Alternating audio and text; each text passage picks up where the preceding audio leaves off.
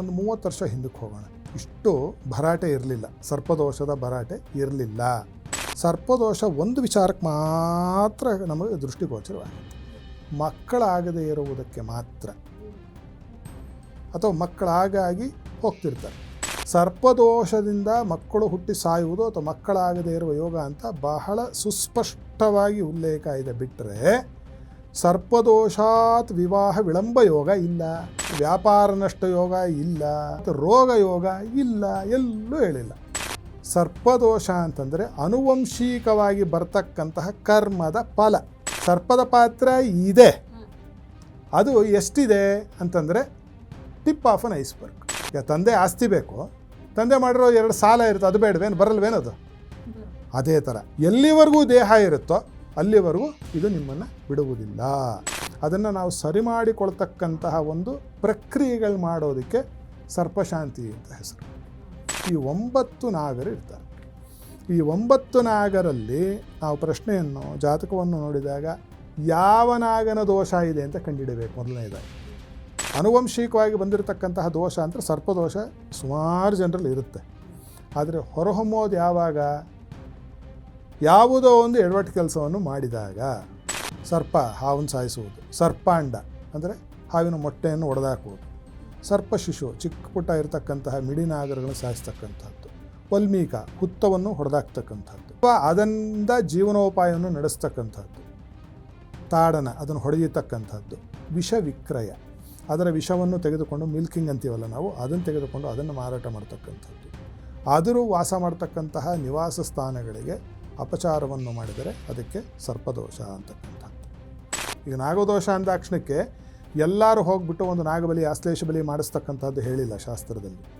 ಅದಕ್ಕೆ ನಾಗಪಣದಾನ ಅಂತಿದೆ, ಮತ್ತು ನಾಗಾಂಡದಾನ ಅಂತಿದೆ, ಅದಕ್ಕೆ ಡಕ್ಕೆ ಬಲಿ ಅಂತಿದೆ. ಅದಕ್ಕೆ ನಿಮ್ಗೆ ಇನ್ನೂ ಆಶ್ಚರ್ಯ ಆಗ್ತಕ್ಕಂಥದ್ದು ಏನೋದು, ಸರ್ಪ ನೃತ್ಯಾದಿ ಕಾರ್ಯ ಇರ್ತದೆ, ಡ್ಯಾನ್ಸ್ ಮಾಡಿಸೋದು ಒಂದು ಪರಿಹಾರ.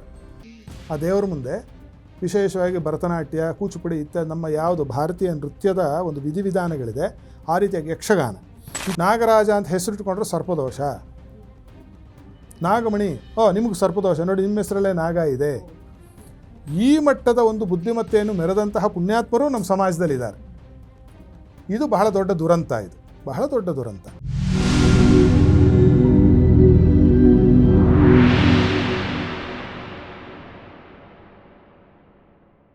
ನಮಸ್ಕಾರ ವೀಕ್ಷಕರೇ, ಟಿವಿ ವಿಕ್ರಮದ ಹಂಸಧ್ವನಿ ಕಾರ್ಯಕ್ರಮಕ್ಕೆ ಸ್ವಾಗತ. ನಾನು ಶ್ವೇತಾ.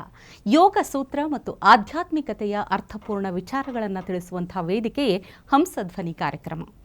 ಅಸತೋಮ ಸದ್ಗಮಯ, ತಮಸೋಮ ಜ್ಯೋತಿರ್ಗಮಯ ಎನ್ನುವಂತೆ ಅಜ್ಞಾನದ ಕತ್ತಲೆಯಿಂದ ಜ್ಞಾನದ ಬೆಳಕಿನೆಡೆಗೆ ಕೊಂಡೊಯ್ಯಲು ನಮ್ಮೊಂದಿಗೆ ಎಂದಿನಂತೆ ಇದ್ದಾರೆ ತತ್ವಜ್ಞಾನಿಗಳು, ಧರ್ಮಶಾಸ್ತ್ರ ಪಾರಂಗತರು, ವೇದಶಾಸ್ತ್ರ ಪರಿಣಿತರು ಆಗಿರುವಂತಹ ಹಂಸಶ್ರೀ ಸವಿತ್ರ ಶರ್ಮಾ ಗುರುಜಿ ಇದ್ದಾರೆ. ಗುರುಜಿ, ನಿಮಗೆ ನಮ್ಮ ಕಾರ್ಯಕ್ರಮಕ್ಕೆ ಆತ್ಮೀಯವಾದ ಸ್ವಾಗತ. ಗುರುಜಿ ಜೈ ಗುರುದೇವ ದತ್ತ, ಶುಭಮಸ್ತು ನಿತ್ಯ. ಗುರುಜಿ, ಇವತ್ತಿನ ಸಂಚಿಕೆಯಲ್ಲಿ ಬಹಳಷ್ಟು ಜನರಿಗೆ ಸರ್ಪದೋಷದ ಬಗ್ಗೆ ಕೂಡ ಸಾಕಷ್ಟು ಸಂಶಯಗಳಿದೆ, ಪ್ರಶ್ನೆಗಳಿದೆ. ಈ ಸರ್ಪದೋಷ ಅನ್ನುವಂಥದ್ದು ನಿಜವಾಗ್ಲೂ ಉಂಟಾಗುತ್ತಾ? ಆಗೋದಾದರೆ ಯಾವ ರೀತಿಯ ಲಕ್ಷಣಗಳು ಇರಬಹುದು ಅಂತ ಹೇಳ್ತೀರಿ ಗುರುಜಿ? ಸರ್ಪದೋಷ, ನಾಗದೋಷ ಇತ್ಯಾದಿಗಳು ಇತ್ತೀಚಿನ ದಿನಗಳಲ್ಲಿ ನಾವೀಗ ನಮ್ಮ ಅನುಭವದಲ್ಲೇ ನೋಡಿದ್ರೆ ಒಂದು 30 ವರ್ಷ ಹಿಂದಕ್ಕೆ ಹೋಗೋಣ, ಕೇಳಿರಲಿಲ್ಲ ಯಾರು. ಇಷ್ಟು ಭರಾಟೆ ಇರಲಿಲ್ಲ, ಸರ್ಪದೋಷದ ಭರಾಟೆ ಇರಲಿಲ್ಲ. ಮನೆಯಲ್ಲಿ ಸುಮಾರು ಜನ ಈ ಕಾರ್ಯಕ್ರಮ ನೋಡಿದವರು ಒಂದು 50 ವರ್ಷ ಮೇಲ್ಪಟ್ಟವರೆಲ್ಲ ಹೌದು ಅಂತ ತಲೆ ಗುಣಕ್ಕೆ ಹಾಕ್ತಿರ್ತಾರೆ. ಇತ್ತೀಚಿನ ದಿನಗಳಲ್ಲಿ ಏನಾಯಿತು, ಇದು ಹೆಚ್ಚಿತು, ಸರ್ಪದೋಷ, ನಾಗದೋಷ. ಅದಕ್ಕೆ ನಾನಾ ಕಾರಣಗಳ ಬಗ್ಗೆ ಹೋದ್ಬೇಡ, ವಾಪಸ್ ಸರ್ಪದೋಷಕ್ಕೆ ಬರೋಣ. ಸರ್ಪ ಅಂತಕ್ಕಂಥದ್ದು ಎಲ್ಲರಿಗೂ ತಿಳಿದಿರೋ ಹಾಗೆ ಒಂದು ಹಾವು, ಅದು ವಿಶೇಷವಾಗಿ ನಾಗರ ಹಾವು, ಸ್ಪೆಕ್ಟಕಲ್ ಕೋಬ್ರಾ ಅಂತ ಏನು ಹೇಳ್ತೀವಲ್ಲ ನಮ್ಮ ಭಾರತ ದೇಶದಲ್ಲಿ ಸಿಗ್ತಕ್ಕಂಥ ಒಂದು ನಾಗಪ್ಪ, ಹೆಡೆ ಎತ್ಕೊಂಡು ಹಿಂಗಿರುತ್ತೆ. ಅದನ್ನು ಸಾಯಿಸಿದ್ರೆ, ಅದನ್ನೇನಾದರೂ ತೊಂದರೆ ಮಾಡಿದ್ರೆ ದೋಷ ಬರುತ್ತೆ ಅಂತ ಶಾಸ್ತ್ರದಲ್ಲಿ ಉಲ್ಲೇಖ ಇದೆ. ಸರ್ಪ, ಸರ್ಪಾಂಡ, ಸರ್ಪಶಿಶು, ಭರ್ಸನ, ತಾಡನ, ಧಾರಣ, ವಿಷವಿಕ್ರಯ, ವಲ್ಮೀಕ, ಗೃಹ, ಗೋಪುರಾದಿ ನಾಶಾಹ ಅಂತ ಹೇಳುತ್ತೆ ಶಾಸ್ತ್ರದಲ್ಲಿ.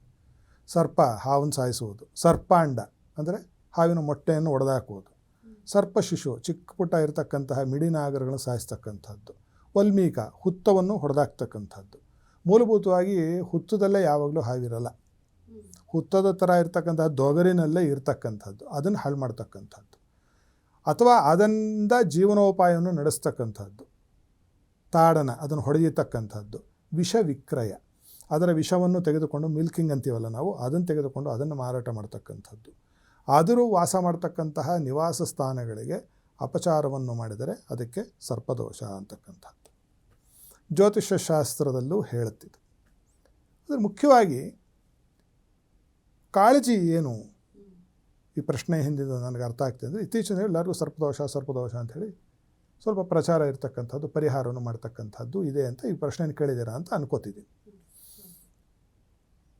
ಜಾತಕವನ್ನು ಇಟ್ಟುಕೊಂಡು ನೋಡಿದಾಗ ಒಬ್ಬರದು ಮೂಲಭೂತ ಜನ್ಮ ಜಾತಕವನ್ನು ನೋಡಿದಾಗ ಅಲ್ಲಿ ಸರ್ಪದೋಷದ ಪ್ರತಿಪಾದನೆ ಇರೋದು, ಅದು ಪರಾಶರ ಹೋರ ಆಗಿರಬಹುದು ಅಥವಾ ವರಾಹಮಿಹಿರ ಹೋರಾಶಾಸ್ತ್ರ ಆಗಿರ್ಬೋದು, ಅದಕ್ಕೆ ರುದ್ರ ದಶಾಧ್ಯಾಯ ಅದಕ್ಕೆ ಏನೋ ವ್ಯಾಖ್ಯಾನವನ್ನು ಬರೆದಿರ್ತಕ್ಕಂತಹದ್ದಾಗ್ಬೋದು, ಫಲದೀಪಿಕ ಆಗಬಹುದು, ಯವನ ಜಾತಕ ಆಗಿರಬಹುದು, ಚಮತ್ಕಾರ ಚಿಂತಾಮಣಿ ಆಗಿರಬಹುದು, ಅಥವಾ ಜಾತಕ ತತ್ವ ಆಗಿರಬಹುದು, ಯಾವುದೇ ಇತರ ಜಾತಕ ಫಲದೀಪಿಕ ಆಗಿರಬಹುದು, ಜಾತಕ ಫಲ ಸಾರೋದ್ಧಾರ ಆಗಿರಬಹುದು, ಸಾರಾವಳಿ ಆಗಿರಬಹುದು, ಇಂತಹ ಗ್ರಂಥಗಳಲ್ಲಿ ಎಲ್ಲಿ ನೋಡಿದಾಗ ಸರ್ಪದೋಷ ಒಂದು ವಿಚಾರಕ್ಕೆ ಮಾತ್ರ ನಮಗೆ ದೃಷ್ಟಿಗೋಚರವಾಗುತ್ತೆ. ಮಕ್ಕಳಾಗದೇ ಇರುವುದಕ್ಕೆ ಮಾತ್ರ, ಅಥವಾ ಮಕ್ಕಳಾಗಾಗಿ ಹೋಗ್ತಿರ್ತಾರೆ. ಆ ಎರಡು ಅಂದರೆ ಇದು ಒಂದು ಅಷ್ಟಕ್ಕೆ ಮಾತ್ರ ಆ ಚೌಕಟ್ಟು. ಮಕ್ಕಳು ಯಾಕಾಗಲಿಲ್ಲ ಅಥವಾ ಮಕ್ಕಳು ಹುಟ್ಟಿ ಸಾಯ್ತಾ ಇದ್ದೇವೆ ಏನಕ್ಕೆ ಎಂದಾಗ ಮಾತ್ರ ಸರ್ಪದೋಷಾತ್ ಸುತಕ್ಷಯ ಯೋಗ ಅಂತಲೇ ಒಂದಿದೆ. ಸರ್ಪದೋಷದಿಂದ ಮಕ್ಕಳು ಹುಟ್ಟಿ ಸಾಯುವುದು ಅಥವಾ ಮಕ್ಕಳಾಗದೇ ಇರುವ ಯೋಗ ಅಂತ ಬಹಳ ಸುಸ್ಪಷ್ಟವಾಗಿ ಉಲ್ಲೇಖ ಇದೆ. ಬಿಟ್ಟರೆ ಸರ್ಪದೋಷಾತ್ ವಿವಾಹ ವಿಳಂಬ ಯೋಗ ಇಲ್ಲ, ಸರ್ಪದೋಷಾತ್ ವ್ಯಾಪಾರ ನಷ್ಟ ಯೋಗ ಇಲ್ಲ, ಸರ್ಪದೋಷಾತ್ ರೋಗ ಯೋಗ ಇಲ್ಲ, ಎಲ್ಲೂ ಹೇಳಿಲ್ಲ.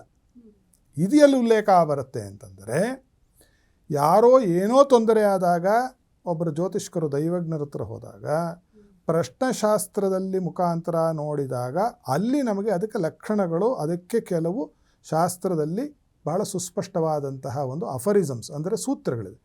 ಜೀವಸ್ಸನ್ ಬಾಧಕೇಶೋ ವ್ಯಯಮೃತಿರಿಪುಗೋ ಯದ್ಯಹೇ ಕೇಂದ್ರ ಸಂಸ್ಥಃ ಸರ್ಪಾಣಾಂ ಉತ್ತಮಾನಾಂ ಬಾಧಾವಾಚ್ಯ ಇತ್ಯಾದಿಗಳು ಶ್ಲೋಕಗಳು. ಅಂದರೆ ಅವರು ಬಂದಾಗ ನಾವು ಪ್ರಶ್ನೆ ಅಂತ ನೋಡಿದಾಗ ರಾಶಿ ನೋಡೋದು ಅಂತ ಕರೀತಾರೆ, ಅದಕ್ಕೆ ಜ್ಯೋತಿಷ್ಯ ತಿಳಿದವರು. ಅದು ನೋಡಿದಾಗ 12ರಲ್ಲಿ ಒಂದು ಅವಕಾಶ ಅಷ್ಟೇ ಅದಕ್ಕೆ. ನಿಮಗೆ ಪರ್ಮಿಟೇಷನ್ಸ್ ಆ್ಯಂಡ್ ಕಾಂಬಿನೇಷನ್ಸ್ ನೋಡಿದಾಗ ಪ್ರಾಬಬಿಲಿಟಿ, ಥಿಯರಿ ಆಫ್ ಪ್ರಾಬಬಿಲಿಟಿ ಪ್ರಕಾರ 12ರಲ್ಲಿ ಒಂದು ಸರ್ಪದೋಷ ಹೇಳುತ್ತೆ. ಆ ಥರ ಸರ್ಪದೋಷ ಇದ್ದರೆ ಅದೇನಕ್ಕೆ ಕುರಿತು ಪ್ರಶ್ನೆ ಮಾಡಿರ್ತಾರೋ ಅದರಿಂದ ಸಂಭವಿಸುತ್ತೆ ಅಂತ ಹೇಳಿ ಇರ್ತಕ್ಕಂತಹ ಉಲ್ಲೇಖ ಪ್ರಶ್ನ ಮಾರ್ಗ, ಪ್ರಶ್ನೆ ಚಿಂತಾಮಣಿ, ಭಟ್ಟೋತ್ಪಲಾಧ್ಯಾಯ ಅಂತೆಲ್ಲ ಬರುತ್ತೆ. ಅದರಲ್ಲಿ ಸ್ವಲ್ಪ ಅಲ್ಲಲ್ಲ ಉಲ್ಲೇಖಗಳು ಇದೆ. ಈ ಸರ್ಪದೋಷ ಅಂತಕ್ಕಂಥದ್ದು ನನ್ನ ಕಣ್ಣು ತೆರೆಸಿದ್ದು ಯಾವಾಗ ಅನ್ನೋದು ಹೇಳ್ತೀನಿ. ನ್ಯೂಜಿಲೆಂಡಿಂದ ಒಬ್ಬರು ನನ್ನನ್ನು ಏನೋ ಕೇಳಲಿಕ್ಕೆ ಬಂದಿತ್ತು. ಹುಟ್ಟಿ ಬೆಳೆದಿದ್ದಲ್ಲ ವ್ಯಕ್ತಿ, ಆತನಿಗೆ ಸರ್ಪದೋಷ ಇದೆ, ಏನು ಮಾಡೋದು? ಯಾಕಿರಬಾರ್ದು ಅಂತೀರೇನು? ಯಾಕಿರಬಾರ್ದು ಅಂದರೆ ನ್ಯೂಜಿಲೆಂಡಲ್ಲಿ ಹಾವೇ ಇಲ್ಲ, ಆ ದೇಶದಲ್ಲಿ ಒಂದು ಹಾವಿಲ್ಲ, ಹಾವಿಲ್ಲದೆ ಇರೋ ದೇಶ ನ್ಯೂಜಿಲೆಂಡು. ನನಗೆ ಅವತ್ತು ತಲೆ ಕೆಟ್ಟು, ಅದು ಹೇಗೆ ಸರ್ಪದೋಷ ಬಂತು? ಸರ್ಪವೇ ಇಲ್ಲ, ಹೊಡೆದಿಲ್ಲ. ಸರ್ಪಾಂಡ, ಸರ್ಪ ಶಿಶು ಬಂಧನ, ತಾಡನ, ವಿಷವಿಕ್ರಯ, ಗೃಹ ಗೋಪುರ, ವಲ್ಮೀಕಾದಿ ನಾಶ ಏನೂ ಇಲ್ಲ. ಈ ಮನುಷ್ಯನಿಗೆ ಸರ್ಪದೋಷ ಎಲ್ಲಿ ಬಂತು ಅಂತ ನಾ ಹೇಳ್ತಾ ಇರೋದು ಒಂದು 30 ವರ್ಷದ 35 ವರ್ಷದ ಹಿಂದಿನ ಕತೆ. ಬಹಳ ತಲೆ ಕೆಡಿಸ್ಕೊಂಡ ನಂತರದಲ್ಲಿ ಅವಾಗ ಏನು ಹೇಳಲಿಲ್ಲ ಅವರಿಗೆ. ನಾನು ತಿಳಿಸ್ತೀನಿ ಅಂತ ಹೇಳಿ ಕಳಿಸಿ ಒಂದು 6 ತಿಂಗಳು ಹಿಡಿಸ್ತು. ನಮ್ಮ ಗುರುಗಳ ಅನುಗ್ರಹದಿಂದ ಪ್ರಾಪ್ತವಾಯಿತು. ಸರ್ಪದೋಷ ಅಂದರೆ ಏನು ಅಂತ ನಾವು ನೋಡಿದರೆ ವೀಕ್ಷಕರಿಗೆಲ್ಲ ಮತ್ತೊಂದು ಆಘಾತಕಾರಿಯಾಗಿರೋ ವಿಚಾರ. ಪಾಪ ಸರ್ಪದೋಷ ಅಂತಂದರೆ ಅನುವಂಶಿಕವಾಗಿ ಬರ್ತಕ್ಕಂತಹ ಕರ್ಮದ ಫಲ. Is nothing but hereditary congenital disorders. ಇದಕ್ಕೆ ಸರ್ಪದೋಷ ಅಂತ ಹೆಸರು. ಸರ್ಪದ ಪಾತ್ರ ಇಲ್ಲ ಅಂತ ಹೇಳ್ತೀರಿ ಗುರು? ಸರ್ಪದ ಪಾತ್ರ ಇದೆ. ಅದು ಎಷ್ಟಿದೆ ಅಂತಂದರೆ ಟಿಪ್ ಆಫ್ ಅನ್ ಐಸ್ಬರ್ಗ್. ಆನೆಯ ಬಾಲ ಥರ. ಆನೆ ದೊಡ್ಡದಿದೆ, ಬಾಲಾನ ಇಟ್ಕೊಂಡು ಜಗ್ತಾ ಇದ್ದೀವಿ ನಾವು. ಬಾಲಾನೇ ಆನೆ ಅಂತ ತಿಳ್ಕೊಂಡ್ಬಿಟ್ಟಿದ್ದೀವಿ. ಆದರೆ ಮುಂದೆ ಅಷ್ಟು ದೊಡ್ಡದಿದೆ, ಇನ್ನು 4 ಕಾಲು, ದೊಡ್ಡ ಗಂಡಸ್ಥಳ, ಅದಕ್ಕೆ 2 ದಂತ, 2 ಚಾಮ್ರದಂತ ಕಿವಿ, ಅದಕ್ಕೊಂದು ಸೊಂಡ್ಲು ಎಲ್ಲ ಇದೆ. ಅದಕ್ಕೆ ನಾವು ಬಾಲದಲ್ಲಿ ಕೂತಿದ್ದೀವಿ.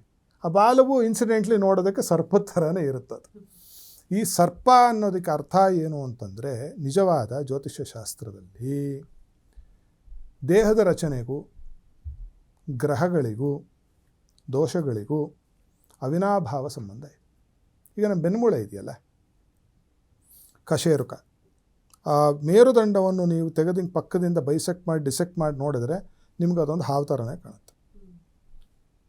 ಅದಕ್ಕೊಂದು ಬಾಲ ಇದೆ, ಅದಕ್ಕೊಂದು ಹೆಡೆ ಇದೆ. ನಮ್ಮ ಬೆನ್ನೆಲುಬಲ್ಲೇ ಇದೆ ಇದು. ಅದಕ್ಕೆ ಟೈಲ್ ಬೋನ್ ಅಂತಲೇ ಹೆಸರು. ಜಾಸ್ತಿ ಕೂತು ಕೆಲಸ ಮಾಡಿದವ್ರಿಗೆ ಟೈಲ್ ಬೋನ್ ನೋವು ಬರುತ್ತೆ ಅವರಿಗೆ. ಅಲ್ಲಿಂದ ಹೆಡೆ ಇಲ್ಲಿಗಿದೆ.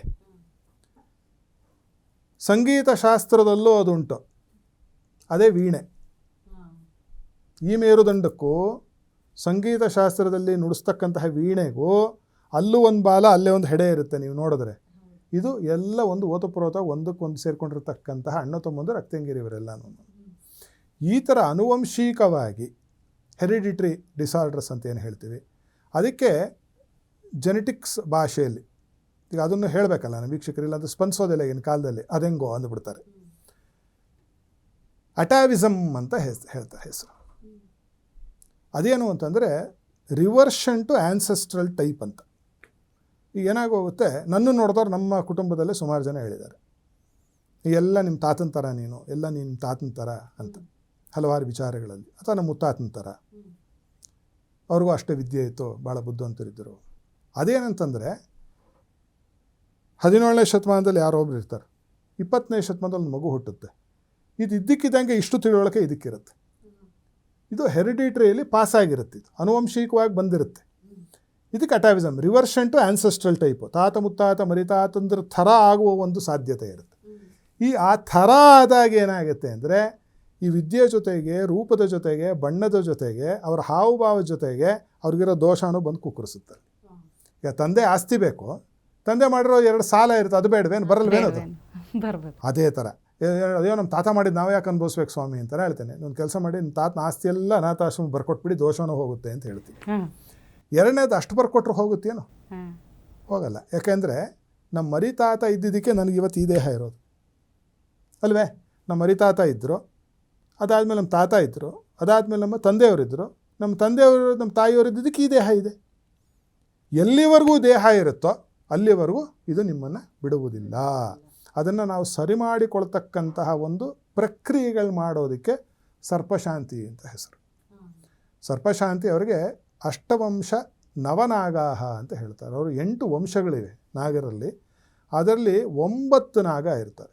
ಅನಂತಂ ವಾಸಿಕಂ ಚೈವ ತಕ್ಷೌ ಕರ್ಕೋಟಕೋತದ ಪದ್ಮಂ ಚೈವ ಮಹಾಪದ್ಮಂ ಶಂಕಂಚ ಗುಳಿಕಂತತ ಏತಾನ್ ಪುತ್ರಾನ್ ಮಹಾಭಾಗಾನ್ ಶೇಷಾದೀನ್ ಪುತ್ರದಾನ್ ಶುಭಾನ್. ಈ 9 ನಾಗರು ಇರ್ತಾರೆ. ಈ 9 ನಾಗರಲ್ಲಿ ನಾವು ಪ್ರಶ್ನೆಯನ್ನು, ಜಾತಕವನ್ನು ನೋಡಿದಾಗ ಯಾವ ನಾಗನ ದೋಷ ಇದೆ ಅಂತ ಕಂಡುಹಿಡಬೇಕು. ಮೊದಲನೇದಾಗಿ ಜ್ವರ ಇದೆ, ಏನು ಜ್ವರ ಅದು? ಅದೇನು ಜ್ವರ? ಅದು ಟೈಫಾಯ್ಡ್ ಜ್ವರವೇ, ನಿಮೋನಿಯಾ ಜ್ವರವೇ, ಅಥವಾ ಸುಮ್ಮನೆ ಜ್ವರವೇ? ಏನದು? ಎಲ್ಲದಕ್ಕೂ ಈಗ ಹೇಳಿದಂಗೆ ಡೋಲೋ 650 ಕೊಡಲಿಕ್ಕೆ ಆಗಲ್ಲ. ಎಲ್ಲ ಅದೇ ತಾನೆ ಈಗ ಎಲ್ಲ ಕಡೆ ನೋಡ್ತಾ ಇರೋದು. ಆ ಥರ ಆಗೋದಿಲ್ಲ. ಮೊದಲನೆಯದು ಆ ಸರ್ಪದೋಷ ಅಂದರೆ ಮೊದಲನೇದು ಏನು ಅನ್ನೋ ತಿಳ್ಕೊಬೇಕಾದ್ರೆ ಆನುವಂಶಿಕವಾಗಿ ನಿಮಗೆ ಬಂದಿರತಕ್ಕಂತಹದ್ದು ಏನು. ಅದು ಕೆಲವಾಗಿರುತ್ತೆ, ಬಂದಿರುತ್ತೆ, ಬಟ್ ಹೊರಹೊಮ್ಮಿರಲ್ಲ. ಕಾಣುತ್ತೆ ದೋಷ, ಬಟ್ ಅನುಭವಕ್ಕೆ ಬರಲ್ಲ. ಅದೇನು ಕಾರಣ ಅಂತಂದರೆ ಅದಕ್ಕೇನು ನೀವು ಮಾಡೋ ಅವಶ್ಯಕತೆ ಇಲ್ಲ. ಅದೇ ಹೆಂಗೆ ಅಂದರೆ, ಈಗ ವೈದ್ಯಶಾಸ್ತ್ರ ಒಂದು ಹೇಳುತ್ತೆ, ಎಲ್ಲರಿಗೂ ಇದು ಪ್ರಚಲಿತವಾಗಿದೆ, ಆನ್ಲೈನ್ ನೋಡ್ಬೋದು. ಕ್ಯಾನ್ಸರ್ ಸೆಲ್ಸು 100ರಲ್ಲಿ 95 ಜನಕ್ಕೆ ಇರುತ್ತೆ, ಎಲ್ಲರಿಗೂ ಇರುತ್ತೆ. ಕ್ಯಾನ್ಸರ್ ಸೆಲ್ಸು ಇದ್ದರೂ ಅವ್ರಿಗೆ ಯಾಕೆ ಕ್ಯಾನ್ಸರ್ ಬರೋದಿಲ್ಲ ಅಂತಂದರೆ, ಕ್ಯಾನ್ಸರ್ ಸೆಲ್ಸು ಹೊರಹೊಮ್ಮಲಿಕ್ಕೆ, ಕ್ಯಾನ್ಸರ್ ಅಂತ ನಿರ್ಣಯ ಆಗಲಿಕ್ಕೆ ಒಬ್ಬ ವ್ಯಕ್ತಿಗೆ ಅದಕ್ಕೆ ಬೇಕಾಗಿರ್ತಕ್ಕಂತಹ ಒಂದು ವಾತಾವರಣವನ್ನು ಸೃಷ್ಟಿ ಮಾಡಿದರೆ ಅವನು. ವಾತಾವರಣ, ಅವನು ಇರೋ ಜಾಗ ಆಗಿರಬಹುದು, ಅವನು ತಿನ್ನೋದಾಗಿರ್ಬೋದು, ಆಹಾರ ವಿಹಾರ ಆಗಿರಬಹುದು, ಚಿಂತನೆ ಇರಬಹುದು, ಅದು ಹೊರಗೆ ಬರುತ್ತೆ. ಅದೇ ಥರದಲ್ಲಿ ಆನುವಂಶಿಕವಾಗಿ ಬಂದಿರತಕ್ಕಂತಹ ದೋಷ ಅಂದರೆ ಸರ್ಪದೋಷ ಸುಮಾರು ಜನರಲ್ಲಿ ಇರುತ್ತೆ. ಆದರೆ ಹೊರಹೊಮ್ಮೋದು ಯಾವಾಗ? ಯಾವುದೋ ಒಂದು ಎಡವಟ್ಟು ಕೆಲಸವನ್ನು ಮಾಡಿದಾಗ. ಆವಾಗ ಏನಾಗುತ್ತೆ, ನಾನು ಹಿಂದಿನ ಸಂಚಿಕೆಯಲ್ಲಿ ಹೇಳಿದಾಗೆ ಪ್ರಾರಬ್ಧ ಅಂತ ಹೇಳಿದ್ನಲ್ಲ, ಅದು ಹೊರಹೊಮ್ಮುತ್ತೆ. ಅದೇ ಥರ ನೋಡಿದಾಗ ಏನಾಗುತ್ತೆ ಅಂದರೆ, ಅದು ಚರ್ಮರೋಗವಾಗಿ ಆಗಬಹುದು, ಮಕ್ಕಳಿಲ್ಲದೇ ಇರುವಿಕೆ ಆಗಬಹುದು. ವೈದ್ಯಕೀಯ ಪ್ರಕಾರವಾಗಿ ದೈಹಿಕವಾದ ಯಾವುದೇ ನ್ಯೂನತೆಗಳು ಇಲ್ಲದೇ ಇರುವವರೆಗೂ ಮಕ್ಕಳಾಗದೇ ಇರೋದು ನಾನೇ ನೋಡಿದ್ದೀನಿ. ಅವರಿಗೆ ಇದಕ್ಕೆ ಸಂಬಂಧಪಟ್ಟಂತಹ ಸರ್ಪಕ್ಕೆ ಸಂಬಂಧಪಟ್ಟಿರ್ತಕ್ಕಂತಹ ಪೂಜೆ ಪುನಸ್ಕಾರ ಶಾಂತಿಗಳಾದ ಮೇಲೆ ಅವ್ರಿಗೆ ಮಕ್ಕಳಾಗಿರೋದನ್ನು ನೋಡಿದ್ದೀನಿ. ಡಾಕ್ಟ್ರಸನ್ನೇ ನೋಡಿದ್ದೀನಿ ನನ್ನ ಶಿಷ್ಯ ವರ್ಗದಲ್ಲಿ. ಪರಿಚಯ ಮಾಡಿಸ್ತೀನಿ ಬಂದ್ರೆ ನಿಮಗೂ ಕೂಡ. ಇವತ್ತಿಗೂ ಮೆಡಿಕಲ್ ರಿಪೋರ್ಟಲ್ಲಿ ಅನ್ಎಕ್ಸ್ಪ್ಲೇನ್ಡ್ ರೀಸನ್ ಅನ್ನುವಂಥದ್ದೇ ಇರುತ್ತೆ ಗುರುಜಿ. ಆ ಥರದವ್ರಿಗೂ ಮಕ್ಕಳಾಗಿದೆ. ಆಮೇಲೆ ಮೆಡಿಕಲಿ ಅನ್ಫಿಟ್ ಅಂತ ಇರುವವರಿಗೂ ಕೂಡ ಮಕ್ಕಳಾಗಿರೋದುಂಟು. ನನ್ನಿಂದ ಅಲ್ಲ, ದೇವತಾ ದಯೆಯಿಂದ ಆ ರೀತಿಯಾಗಿ ಮಕ್ಕಳಾಗದೇ ಇರಬಹುದು. ಮೂರನೆಯದು ಮಾನಸಿಕವಾದ ತೊಳಲಾಟಗಳು, ಬಳಲಾಟಗಳಾಗಿರಬಹುದು. ನಾಲ್ಕನೆಯದು ಆ ನಾಗರಾಜ ಅಷ್ಟೋತ್ತರದಲ್ಲಿ ಹೇಳ್ತಾರೆ, ನಿಧಿ ರಕ್ಷಣ ಸಂಸಕ್ತಾಯ ನಮಃ, ನಿಧಿ ಸ್ವಾಧೀನ ಕಾರಕಾಯ ನಮಃ. ನಿಧಿಯನ್ನು ರಕ್ಷಣೆ ಮಾಡ್ತಕ್ಕಂಥವ್ರು, ನಿಧಿಯನ್ನು ನಮಗೆ ಒದಗಿಸಿ ಹೇಳ್ತಾರಲ್ಲ, ಸರ್ಪಗಾವಲಿದೆ ಆ ನಿಧಿಗೆ ಅಂತ ಹಳ್ಳಿ ಕಡೆ ಕೇಳಿರ್ತೀರಿ ನೀವು. ಅಂದರೆ ನಿಧಿ ಅಂತಂದರೆ ಏನು ಅಂತಂದರೆ, ಎಲ್ಲೋ ಯಾರೋ ಹೂತಿಟ್ರು ತಾತ್ಮುತಾತ ನಿಮಗೊಂದು 5 ಕೊಡಪಾನ ನಿಮಗೆ ಬಂಗಾರ ಬೆಳ್ಳಿ ಸಿಗುತ್ತೆ ಅಂತಲ್ಲ. ನಿಮ್ಮ ಅದೃಷ್ಟದ ಒಂದು ಯಾವುದೋ ಗಂಟು ಇದೆ, ಅದಕ್ಕಿದು ಪ್ರತಿಬಂಧಕ, ಅದಕ್ಕೆ ಅಡ್ಡವಾಗಿ ಕೂತಿದೆ. ಈ ದೋಷ ಹೋಯಿತು ಅಂದರೆ ಅದೃಷ್ಟ ನಿಮಗೆ ಒಲಿಯುತ್ತೆ ಅಂತ ಅಷ್ಟೆ. ಅಂದರೆ ಯಾವುದೋ ಮರ್ತೋಗಿರ್ತೀರಿ, ಯಾವುದೋ ಒಂದು ನಿಮಗೆ ಬುದ್ಧಿಮತ್ತೆ ನಿಮ್ಮದು ನಿಂತೋಗಿರುತ್ತೆ, ಅಥವಾ ನಿಮಗೆ ಬುದ್ಧಿಮತ್ತೆ ಯೋಗ್ಯತೆ ಅರ್ಹತೆಗಳಿದ್ದಾಗಲೂ ನೀವು ಕಣ್ಣಿಗೆ ಬಿದ್ದಿರೋದಿಲ್ಲ. ಇದೆಲ್ಲ ಮಾಡಿದ ನಂತರ ಅಂತಹ ಒಂದು ಸನ್ನಿವೇಶ ಒದಗಿ ಅವರು ನಿಮ್ಮನ್ನು ಪರಾಮರ್ಶಿಸಿ ನಿಮಗೆ ಅಂತಹ ಅನುಕೂಲವನ್ನು ಮಾಡಿಕೊಡ್ತಾರೆ ಅಂತಕ್ಕಂಥದ್ದು ಅಷ್ಟೇ ಇದರ ಅರ್ಥ. ಇದು ಯಾವುದೋ ಒಂದು ಮ್ಯಾಜಿಕ್ ವ್ಯಾಂಡ್ ಅಲ್ಲ, ಹಿಂಗೆ ಅಂದ ತಕ್ಷಣ ಮಂತ್ರ ಅಂದ ತಕ್ಷಣ ಅದು ಆಗ್ತಕ್ಕಂಥದ್ದಲ್ಲ. ಬಹಳ ಶ್ರದ್ಧೆ ವಿಶ್ವಾಸ ಇದಕ್ಕೆ ತಳಹದಿ ಇದಕ್ಕೆ. ಅದೇ ರೀತಿ ಗುರುಜಿ, ಅಂದರೆ ಸರ್ಪದೋಷದ ಪರಿಹಾರ ಅಂತ ಬಂದಾಗ ಇವತ್ತಿನ ದಿನಗಳಲ್ಲಿ ವ್ಯಾವಹಾರಿಕ ದೃಷ್ಟಿಯಿಂದ ನೋಡೋದೇ ಹೆಚ್ಚು. ಹಾಗಾದರೆ ಈಗ ತಾವೇ ಹೇಳಿದ ರೀತಿಯಲ್ಲಿ ಒಬ್ಬ ವೈದ್ಯ ಜ್ವರ ಯಾವುದು ಅಂತ ಕರೆಕ್ಟಾಗಿ ಡಯಾಗ್ನೋಸ್ ಮಾಡದೆ ಟ್ರೀಟ್ಮೆಂಟ್ ಕೊಟ್ಟ ರೀತಿಯಲ್ಲಿ ಸರ್ಪದೋಷದ ಪರಿಹಾರ ಅಂತ ಯಾವ ನಾಗದೋಷ ಅನ್ನುವಂಥದ್ದು ಕರೆಕ್ಟಾಗಿ ಡಯಾಗ್ನೋಸ್ ಮಾಡಿದಾಗ ಏನಾಗಬಹುದು, ಏನು ಸಾಧ್ಯತೆಗಳು ಈ ರೀತಿ ಒಂದು ಪರಿಹಾರ? ಇಲ್ಲ, ಅದರಿಂದ ಏನೂ ಆಗಲ್ಲ, ಕೆಟ್ಟದಾಗಲ್ಲ. ಯಾಕೆ ಅಂತಂದ್ರೆ ಏನಾಗುತ್ತೆ ಅಂತಂದರೆ, ನಿಮಗೀಗ ಜ್ವರ ಬಂದಿದೆ, ನೀವು ಮೆಡಿಕಲ್ ಸ್ಟೋರ್ ಕೇಳ್ತಾರೆ ಜ್ವರ ಬಂದಿದೆಯಪ್ಪ ಮಾತ್ರೆ ಕೊಡು ಅಂತ. ಅವನು ತೋಚಿದ್ದು ಅವ್ನು ಕೊಡ್ತಾನೆ. ಅವನು ಸ್ವಲ್ಪ ಫಾರ್ಮಸಿ ತಿಳಿದಿರೋನಾದರೆ ಪರವಾಗಿಲ್ಲ, ನೀವು ಗೆದ್ರಿ. ಬಿ ಕಾಂಪ್ಲೆಕ್ಸ್ ಕೊಡ್ಬೋದು, ನುಂಗಿದ್ರೆ ಏನೂ ಆಗೋದಿಲ್ಲ, ಅದರಿಂದ ನಿಮಗೆ ಜ್ವರನೂ ಹೋಗಲ್ಲ, ಆದರೆ ನಿಮ್ಮ ಮೈ ಮೇಲೆ ಕೆಟ್ಟ ದುಷ್ಪರಿಣಾಮವನ್ನು ಬೀರೋದಿಲ್ಲ. ಅದಕ್ಕೆ ಬದಲಾಗಿ ಯಾವುದೋ ಒಂದು ಆ್ಯಂಟಿಬಯೋಟಿಕ್ ಕೊಟ್ಟು ಆ ಆ್ಯಂಟಿಬಯೋಟಿಕ್ಗೆ ನಿಮಗೆ ಅಡ್ವರ್ಸ್ ಎಫೆಕ್ಟ್ ಆದರೆ ಬಹಳ ತೊಂದರೆ ಆದೀತು. ಯಾಕಂದರೆ ಏನು ಮಟ್ಟಕ್ಕೆ ನಾನೇ ನೋಡಿದ್ದೇನೆ ಅಂತಂದರೆ, ನಾಗರಾಜ ಅಂತ ಹೆಸರಿಟ್ಕೊಂಡ್ರೆ ಸರ್ಪದೋಷ, ನಾಗಮಣಿ ನಿಮಗೆ ಸರ್ಪದೋಷ ನೋಡಿ, ನಿಮ್ಮ ಹೆಸರಲ್ಲೇ ನಾಗ ಇದೆ. ಈ ಮಟ್ಟದ ಒಂದು ಬುದ್ಧಿಮತ್ತೆಯನ್ನು ಮೆರೆದಂತಹ ಪುಣ್ಯಾತ್ಮರು ನಮ್ಮ ಸಮಾಜದಲ್ಲಿದ್ದಾರೆ. ಇದು ಬಹಳ ದೊಡ್ಡ ದುರಂತ, ಇದು ಬಹಳ ದೊಡ್ಡ ದುರಂತ, ಶೋಚನೀಯವಾದಂಥ ಒಂದು ಪರಿಸ್ಥಿತಿ. ನಾಗದೋಷ ಅನ್ನೋದು ಹಾಗಿಲ್ಲ, ಶಾಸ್ತ್ರದ ಆಧಾರ ಬೇಕು. ಈಗ ನಾನು ಬಾಯ್ಬಿಟ್ಟು ನಿಮಗೆ ನಾಗದೋಷ ಇದೆ ಸರ್ಪದೋಷ ಇದೆ ಅಂತ ಹೇಳಬೇಕು ಅಂದರೆ ನನಗೆ ಪುರಾವೇ ಬೇಕು. ನೀವಲ್ಲ, ಇನ್ನು 10 ಜನ ಬಂದು ಕೇಳಿದರೆ ಈ ಒಂದು ಗ್ರಹಕೂಟ ಜ್ಯೋತಿಷದ ಪ್ರಕಾರ ಇತ್ತು ಸ್ವಾಮಿ, ಜ್ಯೋತಿಷ್ಯ ಶಾಸ್ತ್ರದಲ್ಲಿ ಅದು ವೇದಾಂಗವಾದ ಜ್ಯೋತಿಷ್ಯ ಶಾಸ್ತ್ರದಲ್ಲಿ ಇದನ್ನು ಹೇಳಿರೋದಕ್ಕೆ ಸರ್ಪದೋಷ ಅಂತ ಹೇಳಿದ್ವಿ, ಕೇಳಿ ಇವ್ರಿಗೆ ಇದೇ ಆಗಿರೋದು ಅಂತ ಹೇಳಿದಾಗ ಅವರು ಹೂ ಅಂದಾಗ ಅದು ಹೌದು. ಅದು ಡಯಾಗ್ನೋಸಿಸ್ ಮೊದಲು, ರೋಗ ನಿದಾನ ಕಂಡು ಹಿಡಿದ ನಂತರದಲ್ಲಿ ಅದಕ್ಕೇನು ಔಷಧಿ. ಎಲ್ಲದಕ್ಕೂ ಒಂದೇ ಔಷಧಿ ಅಲ್ಲ. ಈಗ ನಾಗದೋಷ ಅಂದಾಕ್ಷಣಕ್ಕೆ ಎಲ್ಲರೂ ಹೋಗ್ಬಿಟ್ಟು ಒಂದು ನಾಗಬಲಿ ಆಶ್ಲೇಷ ಬಲಿ ಮಾಡಿಸ್ತಕ್ಕಂಥದ್ದು ಹೇಳಿಲ್ಲ ಶಾಸ್ತ್ರದಲ್ಲಿ. ಅದಕ್ಕೆ ನಾಗಪಣದಾನ ಅಂತಿದೆ, ಮತ್ತು ನಾಗಾಂಡದಾನ ಅಂತಿದೆ, ಅದಕ್ಕೆ ಡಕ್ಕೆ ಬಲಿ ಅಂತಿದೆ. ಅದಕ್ಕೆ ನಿಮ್ಗೆ ಇನ್ನೂ ಆಶ್ಚರ್ಯ ಆಗ್ತಕ್ಕಂಥದ್ದು ಏನೋದು, ಸರ್ಪ ನೃತ್ಯಾದಿ ಕಾರ್ಯ ಇರ್ತದೆ, ಡ್ಯಾನ್ಸ್ ಮಾಡಿಸೋದು ಒಂದು ಪರಿಹಾರ. ಆ ದೇವರ ಮುಂದೆ ವಿಶೇಷವಾಗಿ ಭರತನಾಟ್ಯ, ಕೂಚುಪುಡಿ ಇತ್ಯಾದಿ ನಮ್ಮ ಯಾವುದು ಭಾರತೀಯ ನೃತ್ಯದ ಒಂದು ವಿಧಿವಿಧಾನಗಳಿದೆ, ಆ ರೀತಿಯಾಗಿ ಯಕ್ಷಗಾನ ಇತ್ಯಾದಿಗಳನ್ನು ಮಾಡಿಸ್ತಕ್ಕಂತಹ ಒಂದು ಅದಕ್ಕೆ ಒಂದು ಉಂಟು. ಆಮೇಲೆ 4-5ನೇದು ಸಂಗೀತ ಹೇಳುತ್ತೆ, ಈ ಸಂಗೀತ ಈ ಥರ ಹಾಡಿಸು ನೀನು ಅಂತ. ಅದಕ್ಕೆ ಬೇಕಾಗಿರ್ತಕ್ಕಂತಹ ರಾಗಗಳನ್ನು ಆಯ್ಕೆ ಮಾಡಿ ದೈವಜ್ಞನಾಗಿರ್ತಕ್ಕಂಥವನು ಆ ರಾಗ ತಿಳಿದಂತಹ ಒಬ್ಬ ಯಾರೋ ಸಂಗೀತಗಾರರಿಂದ ಅವನು ಕರೆಸಿ ಹಾಡಿಸಬೇಕು. ಅದು ಥರದ್ದಿದೆ. ಅದಾದ ಮೇಲೆ ನಿಮಗೆ ನಾಗ ಪ್ರತಿಷ್ಠೆ ಅಂತ ಹೇಳಿ ಮಾಡಿಸ್ತಕ್ಕಂಥದ್ದಿದೆ. ಆಮೇಲೆ ಸರ್ಪ ಸಂಸ್ಕಾರ ಮಾಡ್ತಕ್ಕಂಥದ್ದಿದೆ. ನಾನಾ ವಿಧವಾದಂತಹ ಇದಕ್ಕೆ ಪ್ರಕ್ರಿಯೆಗಳು ಇದೆ. ಆ ಥರ ಮಾಡಿದಾಗ ಮಾತ್ರ ಸರ್ಪದೋಷ ಮೊದಲು ಇದೆ ಅಂತಕ್ಕಂಥದ್ದು ಖಾತ್ರಿ ಮಾಡ್ಕೋಬೇಕು. ಅದಕ್ಕೆ ಏನು ಮಾಡಬೇಕು ಅಂತ ತಿಳ್ಕೋಬೇಕು. ಆ ಏನು ಮಾಡಬೇಕು ಅಂತಂದ ಪರ್ಯಾಪ್ತವಾಗಿ ಮಾಡಿದಾಗ ಮಾತ್ರ ಸರ್ಪದೋಷ ನಿವೃತ್ತಿ ಆಗುತ್ತೆ, ಅನ್ಯಥಾ ಇಲ್ಲ. ಆದರೆ ಮಿಸುಗಿದ್ರೆ ಎಲ್ಲದಕ್ಕೂ ಸರ್ಪದ ಮೇಲೆ ಒಂದು ಭಾರವನ್ನು ಹಾಕಿ ನಾಗರಾಜನ ಮೇಲೆ ನಾವು ಆ ತಪ್ಪನ್ನು ಹೇರ್ತಕ್ಕಂಥದ್ದು ಬಹಳ ಬಾಲಿಶವೂ ಆಗುತ್ತೆ ಮತ್ತು ಬಹಳ ದೈವ ದ್ರೋಹವೂ ಕೂಡ ಆಗುತ್ತೆ ಅಂತಕ್ಕಂಥದ್ದನ್ನು ಹೇಳ್ಬೋದು.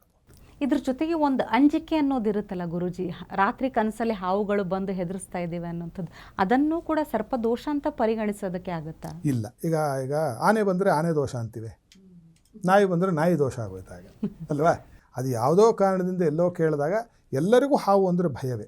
ಯಾಕೆಂದರೆ ಹಾವಿನ ಹಿಂದೆ ಇರತಕ್ಕಂತಹ ಕತೆ ವಿಷದ ಹಾವು. ಅದು ಎಷ್ಟೋ ಒಂದು ಘಟ್ಟದಲ್ಲಿ ಹಾವು ಕಚ್ಚಿದಾಗ ವಿಷಕ್ಕಿಂತ ಗಾಬರಿಗೆ ಮನುಷ್ಯ ಹೋಗಿರ್ತಕ್ಕಂಥದ್ದು ಹೆಚ್ಚು. ಅದೇ ಥರದಲ್ಲೂ ಸರ್ಪದೋಷಕ್ಕೂ ಅಥವಾ ಅಗಾಧವಾದ ತೊಂದರೆಗಳು ಸಂಬಂಧವೇ ಇರೋದಿಲ್ಲ. ಆದ್ದರಿಂದ ಅಷ್ಟು ಹೆದರೋ ಅವಶ್ಯಕತೆ ಇಲ್ಲ.